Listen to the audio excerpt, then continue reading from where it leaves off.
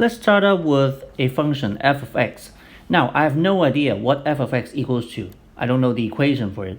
I only have the graph of f of x with some points that lie on the graph of f of x. What do I need to do to the equation of f of x so that I could translate f of x upward by 1 unit? So bring it this whole graph upward by 1 unit. Every single point on this graph, for the same x, the y, or the f of x, the end result will go up by 1 unit. And so all I need to do is I'm just going to add 1 at the end after you've calculated f of x.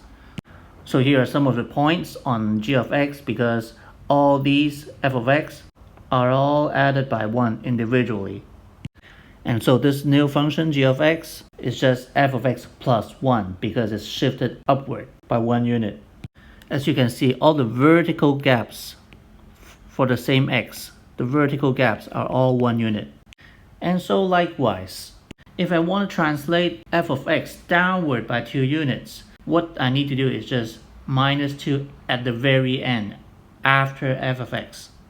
So let's consider this example. When f of x equals to this, describe the way of transforming this graph to this graph. So in other words, we have to tell how did f of x become g of x. So to do this, we write it in terms of f of x. So in other words, maybe we could write it g of x equals to f of x plus some number. So we start off with g of x. First, we compare this part here.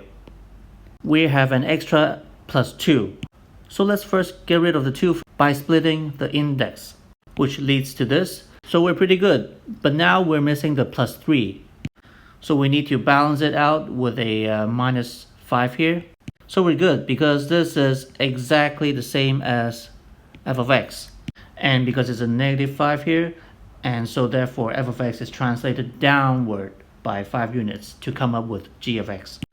Now let's come back to our original example of f of x here. Now this time we want to see how translating f of x, this graph, to the right by 1 unit. Now if you look at each individual point on f of x, each of these points is translated to the right by 1 unit. So each individual point, the y position stays the same, but except the x has to increase by 1. So the new reference points are these instead. So for example, g of negative 2 gives positive 4, which is also the same as f of negative 3. And this negative 3 actually is negative 2 minus 1. Now if you look at the pattern, here and here, you start to see that whatever goes into the x for g, the input goes into the f will be 1 less than that. But this is a little bit counterintuitive because minus 1 is for the rightward, but not leftward. Because if you look at the graph, the g of x, it always needs an extra unit in the x to compensate for the same y. And so if you go rightward by 1 unit, then you will have minus 1.